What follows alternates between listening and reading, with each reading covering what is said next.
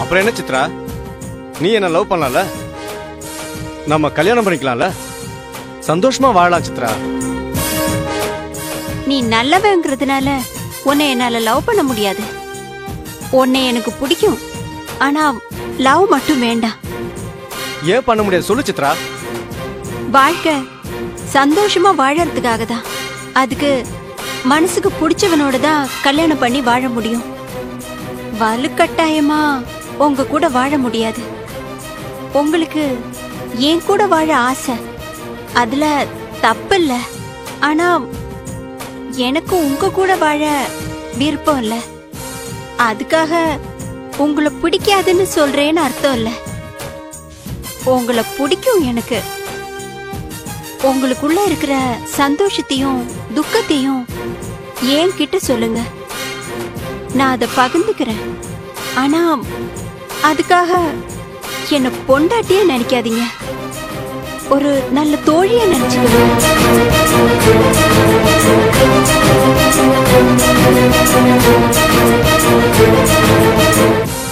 நமக்குள்ள இருக்கிற நல்ல உறவை நீங்க ஏன் காதல்னு பாக்குறீங்க? அதை விட்டுடுங்க. என்னை விட ஒரு நல்ல பொண்ணு உங்களுக்கு கிடைப்பா. நீங்க இப்படி நடந்துக்கிறது ரொம்ப கஷ்டமா இருக்கு. என்னால ஒருத்தர் இப்படி கஷ்டப்படுறது எனக்கு பிடிக்கல. வாழ்க்கை இன்னும் எவ்வளவோ இருக்கு. அதை விட்டுட்டு ஏன் பின்னால ஏன் சுத்துறீங்க? முதல்ல உங்க வாழ்க்கைய பாருங்க. நீங்க நல்லவங்கிறத மறந்துட்டு இப்படி ரவுடி மாதிரி சுத்துறீங்களே, முதல்ல அத மாத்துங்க. சராசரி மனுஷனா நீங்க மாறணும். சமூகத்துல உங்களை எல்லாரும் மதிக்கணும். அப்ப பாருங்க, உங்களை தேடி பொண்ணுங்க வருவாங்க. இவ்ளோ சொல்லியும் நீங்க கேட்க மாட்டீங்கன்னா நீங்க உங்க இஷ்டத்துக்கு இருங்க. ஆனா ஒண்ணு, அதுக்கப்புறம் இந்த சித்ராவோட நீங்க பேச முடியாது. ஒரு நல்ல தோழிய நீங்க எழுந்துருவீங்க. ஒரு 5 நிமிஷம் யோசிச்சு பாருங்க, உங்களுக்கே எல்லாம் புரியும். இவதான் லவ் பண்ணலையே, அப்புறம் எதுக்கு இதெல்லாம் சொல்றான்னு நினைப்பீங்க. லவ் பண்ணாதான் சொல்லணும்னு இல்ல. உங்க மேல அக்கறை உள்ளவங்க யார் வேணா சொல்லலாம். அத முதல்ல புரிஞ்சுக்கோங்க. நான் நல்லா இருக்கணும்னு நீங்க நினைச்சீங்கன்னா நீங்க என்ன மறந்துட்டு வேற ஒரு பொண்ணை கல்யாணம் பண்ணிக்கிட்டு சந்தோஷமா இருக்கணும். நான் வரேன் பேட்ரிக். சித்ரா, ஒரு நிமிஷம். இனிமே நான் உன்னை தொந்தரவு பண்ண மாட்டேன். உனக்கு எப்ப என்ன உதவி வேணாலும் என்கிட்ட வரலாம். நான் உனக்காக பண்ணுவேன். காதலியா நினைச்சில்ல, நீ சொன்ன மாதிரி ஒரு நல்ல தோழியாவா. இதுக்கு ரொம்ப தேங்க்ஸ்ன்னு சொல்லி என்ன அவமானப்படுத்திடாத, சரியா? சரி பேட்ரிக். அப்படியே இன்னொரு விஷயம் சொல்லு சித்ரா. கணேஷும் அவங்க அண்ணன் சிவாவும் அடிக்கடி பணம் கேட்டு தொந்தரவு பண்றாங்க. அத நீங்க தான் சொல்லி நிறுத்தணும்.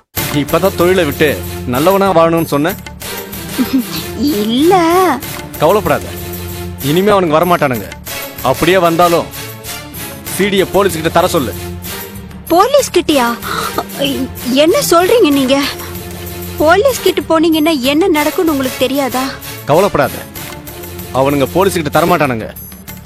அப்படியே தந்தாலும் அவனுங்க தான் உள்ள போகணும். அதனால அவனுங்க தரமாட்டானுங்க. நீ தைரியமா போ. சரி பேட்ரிக், நான் வரேன். நீ போயிட்டு வச்சித்ரா. இந்த பொண்ணு நம்ம மேல இவ்வளவு பாசம் வச்சிருக்க.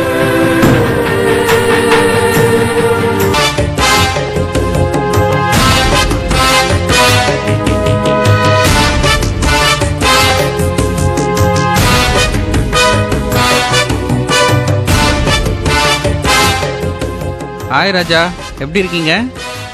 வாங்க மாப்பிள்ள. என்ன இந்த பக்கம்? ஏன் ராஜா, உன்னை பார்க்க நான் வரக்கூடாதாண்ணா? உங்களை பார்க்க தான் வந்தேன். என்ன திடீர்னு வந்திருக்கீங்க? அதான் கேட்டேன், என்ன விசேஷம்?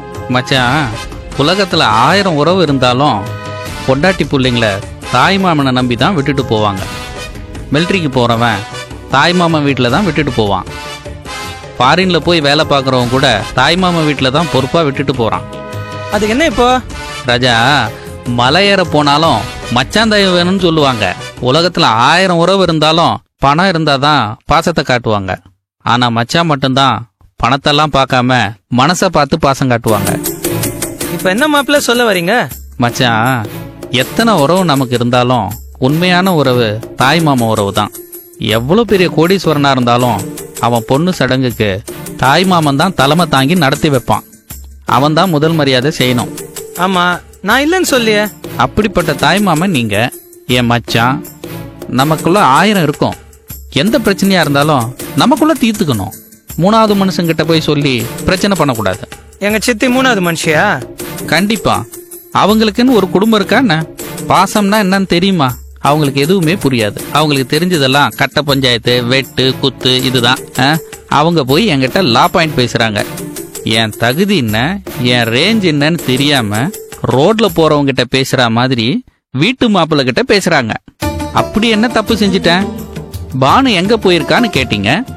ஊரை பார்க்க போயிருக்கான்னு சொன்னேன். அதுவும் யதார்த்தமா தானே சொன்னேன். அதை நீங்க தப்பா புரிஞ்சுக்கிட்டீங்க. யாரு? எங்க சித்திய கேக்குறீங்களா? ஊர் மேல போயிருக்கான்னு நீங்க சொன்னீங்களா இல்லையா? சத்தியமா துண்டு போட்டு தாண்டி சொல்றேன். பானுவை பத்தி நான் அப்படி பேசவே இல்லை. நீங்க ஏதோ யோசனையில அரைகுறையா கேட்டுட்டு என்ன குத்தம் சொல்லாதீங்க. நீங்க சொன்னீங்க, நான் கேட்டேன். இல்ல மச்சான், சரி அதை விடுங்க. நான் அப்படி பேசியிருந்தா நீங்க என்ன பண்ணிருக்கணும்? ஓங்கி 4 அறை விட்டு ஏன்டா என் தங்கச்சி இப்படி பேசுறேன்னு கேட்டிருக்கணும்ல. அதை செஞ்சீங்களா? அப்படி செஞ்சிருந்தா இனிமே இந்த மாதிரி எல்லாம் பேச மாட்டேன் மச்சான்னு சொல்லியிருப்பேன். நான் உண்மையா அப்படி சொல்லல. உண்மையா நான் அப்படி சொல்லியிருந்தேன்னா உங்க காலில் விழுந்து மன்னிப்பு கேட்டிருப்பேன். பேசுறதெல்லாம் பேசிட்டு இப்ப மன்னிப்பு கேட்டா சரியா போயிடுமா? எனக்கு என்ன தண்டனை வேணாலும் கொடுங்க, அதுக்கு நான் கண்டிப்பா கட்டுப்படுவேன். ஏன்னா நீங்க என் மச்சான். ஆனா 3வது மனுஷன் வந்து என்ன மிரட்டுறதுக்கு எந்த உரிமையும் இல்லையே. இத பாருங்க மச்சான், இப்ப சொல்றேன். எனக்கு அம்மா, அப்பா, அண்ணன், தம்பி, தங்கச்சி, யாரு எந்த உறவா இருந்தாலும் எல்லாத்த விட பெருசா மதிக்கிறது என் பொண்டாட்டி பானுவை தான். அதுக்கப்புறம் தான் எல்லாருமே. எனக்கு உங்க மேல எவ்வளவு பாசம் வச்சிருக்கேன் தெரியுமா? உங்களுக்கு சொன்னா புரியாது. பானுவை கேட்டு பாருங்க. மாப்பிள்ள, நீங்க பேசாம அரசியல்ல சேர்ந்தீங்கன்னா கண்டிப்பா ஜெயிப்பீங்க. நல்லா பேசுறீங்க. பொய் சொல்றவன் தான் யோசிச்சு பேசுவான்.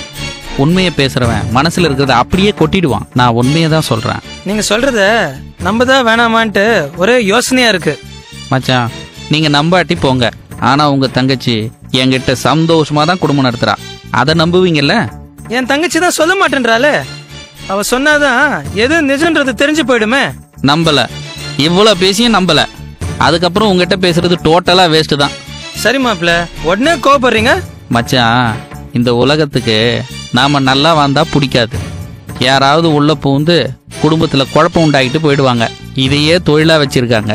கஷ்டமோ நஷ்டமோ எதுவா இருந்தாலும் 4 செவத்துக்குள்ள நம்மளே பேசி தீர்த்துக்கணும். இல்லைன்னா வீதியில போறவங்க கூட விவாகரத்து வரல நம்மளை கொண்டு போய் விட்டுருவான். இது உங்க தங்கச்சி வாழ்க்கை. நல்லவனா இருக்கிறனால தான் உங்க சித்தி பேசுனதை கேட்டு நான் பொறுமையா போயிட்டேன். கொஞ்சம் பொறுமையை விட்டு நான் கோவப்பட்டு வார்த்தையை விட்டுருந்தேன்னா என்ன நடந்திருக்கும்? குடும்பமே 2ஆ போயிருக்கும். உன் தங்கச்சி வாழா வெட்டியா வீட்டுக்கு வந்திருப்பா. என்ன மாப்பிள்ள, ஏதேதோ பேசுறீங்க? உண்மைய சொன்ன. உன் தங்கச்சி என் கூட என் வீட்டுல வாழறதுதான் பெருமை. அவ உங்க வீட்டுல இருந்தா அது அவளுக்கு தான் அவமானம். சரி மாப்பிள்ள, விட்டுருங்க. ஏதோ நடந்து போச்சு. வீணா பேசி எதுக்கு வம்பு வளர்க்கணும்? நம்ம குடும்ப விஷயத்துல உங்க சித்தி தலையிடுறது அவ்வளவா நல்லதில்ல. ரவுடித்தனம் பண்ணி கட்டாயப்படுத்தி யாரையும் யார் கூடயும் வாழ வைக்க முடியாது. அன்பால தான் எதையுமே சாதிக்க முடியும். அடிதடியில காசு தான் சம்பாதிக்க முடியும், தெரியுமா? எங்க சித்தி பாக்குறதுக்கு தான் முரடா இருப்பாங்க. ஆனா உண்மையிலேயே ரொம்ப தங்கமானவங்க. அத நீ சொல்லக்கூடாது, ஊரு சொல்லணும். ஒருத்தனாவது இந்த ஊர்ல உன் சித்திய நல்லவன் சொல்ல சொல்லு. நீ என்ன சொன்னாலும் நான் கேக்குறேன்.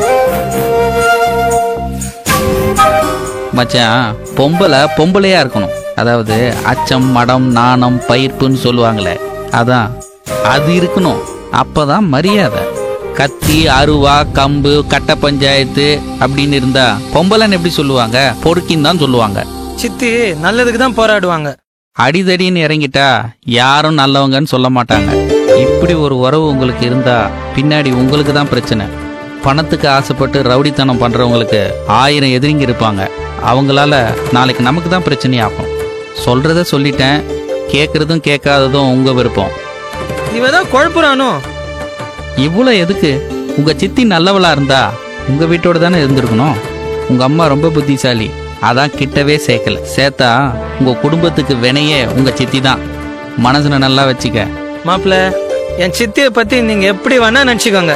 ஆனா எங்களை பொறுத்த வரைக்கும் அவங்க ரொம்ப நல்லவங்க. எங்களுக்கு ஒண்ணுன்னா அவங்க துடிச்சு போயிடுவாங்க. அவங்க எங்க கூட இருக்கிறது தான் எங்களுக்கு பலம். விடுங்க, விதியை யாரால மாத்த முடியும்? மாப்பிள்ள, நீங்க பானு கூட சந்தோஷமா இருக்கணும் தான் எங்களோட ஆசை. அவ சின்னவ, தெரிஞ்சோ தெரியாமல ஏதோ தப்பு பண்ணியிருந்தா அதை பெருசுப்படுத்தாம அவளோட நல்லா வாழணும். அதுதான் எங்களோட ஆசை. மச்சான், உன் தங்கச்சி கூட நான் வாழ்ற வாழ்க்கை மாதிரி வேற எவனாலையும் வாழ முடியாது. வள்ளுவன் வாசுகிக்கு அப்புறம் இந்த கிஷோரும் பானுவும் தான். இனிமே எந்த பிரச்சனை வந்தாலும் நம்ம பேசி தீர்த்துக்கலாம். உங்க சித்தி கிட்ட சொல்லு, இந்த மாதிரி சின்ன சின்ன விஷயத்தெல்லாம் பெருசாக்குற வேலையெல்லாம் வேண்டான்னு. சரியா? நான் வரட்டா? பாய் மச்சி.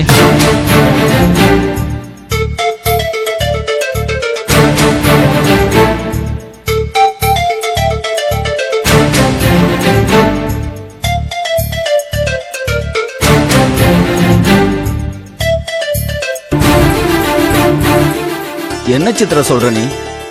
பேட்ரிக் தான் முட்டாள்தனமா பின்னால வரப்போற விளைவை எதை பத்தியும் யோசிக்காம பேசுறானா, அதையும் கேட்டுட்டு அப்படியே செய்யலாங்கிற? சரி, பிரச்சனை வராத வரைக்கும் ஓகே. ஒருவேளை நம்ம நினைச்சதுக்கு ஆப்போசிட்டா ஏதாவது ப்ராப்ளம் வந்தா அந்த பேட்ரிக் வந்தா நம்மள காப்பாத்த போறான். நானும் அதுதான் நினைச்சேன். ஆனா யோசிச்சு பார்த்தா எனக்கு என்னவோ பேட்ரிக் சொல்றதா சரின்னு தோணுது. உனக்கு என்ன மூளைகளை குழம்பிடுச்சா? பேட்ரிக் சொல்றது சரிங்கிற? அவன்லாம் ஊர்க்கா மாதிரி தேவைக்கு ஏத்த மாதிரி தான் யூஸ் பண்ணிக்கணும். அதை விட்டுட்டு அவன் சொல்றதெல்லாம் வேத வாக்கா ஏத்துக்கிறதெல்லாம் முட்டாள்தனம். முட்டாள்தனமா புத்திசாலித்தனமாங்கிறத பத்தி பேசுறதுக்கு நாம இப்ப பட்டிமன்றம் நடத்தல. முதல்ல நீங்க இந்த பயந்தாங்கொலித்தனமா இருக்கிறத விட்டுருங்க. மோதி பாப்போம். யாருக்கிட்ட மோத போறீங்க?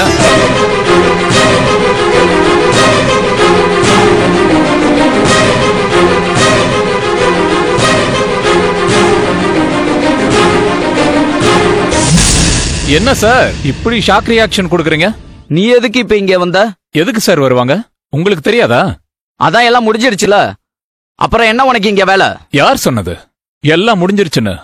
இனிமேதான் எல்லாம் இருக்கு. இது வரைக்கும் ஸ்மூத்தா நடத்தலான்னு பார்த்தேன்.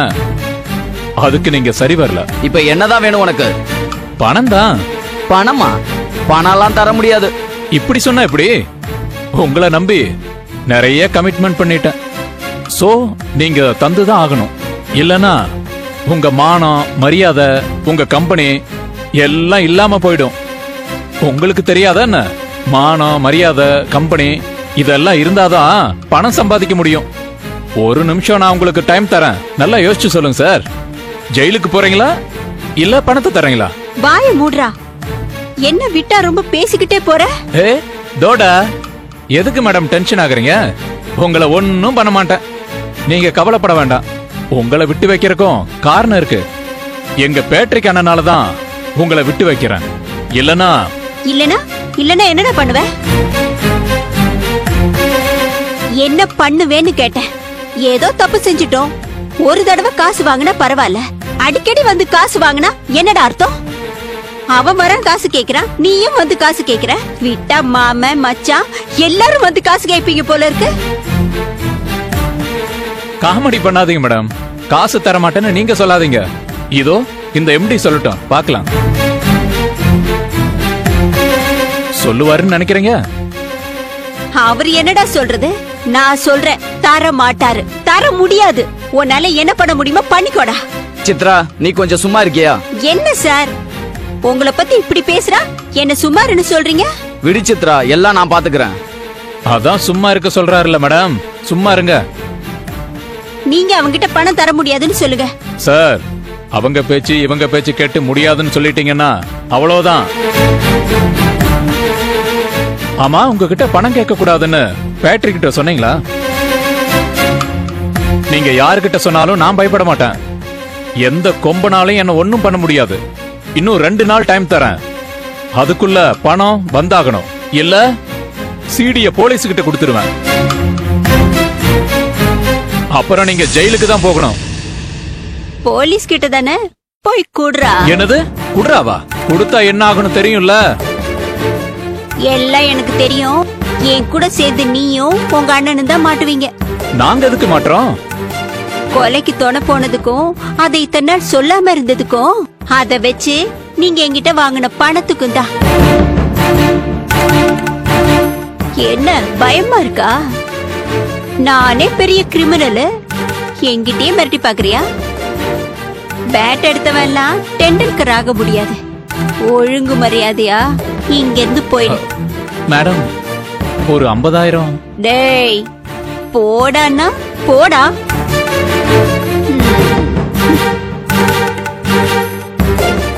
என்ன சித்ரா இப்படி பேசிட்ட? பின்னனுங்க, இவனுங்க கிட்ட எல்லாம் இப்படிதான் பேசணும். கொலைக்கிற நாய் கடிக்காது. நீங்க எதுக்கும் பயப்படாதீங்க. இவனுங்கள இப்படிதான் டீல் பண்ணணும். இல்லனா நம்மள விட மாட்டானுங்க இவனுங்க. எனக்கு ரொம்ப பயமா இருக்கு சித்ரா. இனி எல்லாம் நான் பாத்துக்கிறேன். மேடம், மேடம்,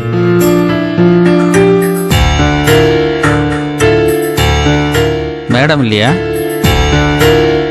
மேடம் வெளியே போயிருக்காங்க. சரி, எப்போ வருவாங்க? தெரியாது. என்ன விஷயம் சொல்லுங்க. ஒன்றும் இல்லை, அவங்க கிட்ட தான் பேசணும் நான். பரவாயில்ல, என்கிட்ட சொல்லுங்க.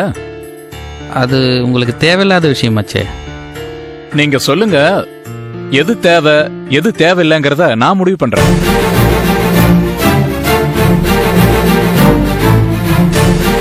நில்லுங்க, நீங்க எல்லாம் ஒரு மனுஷனா?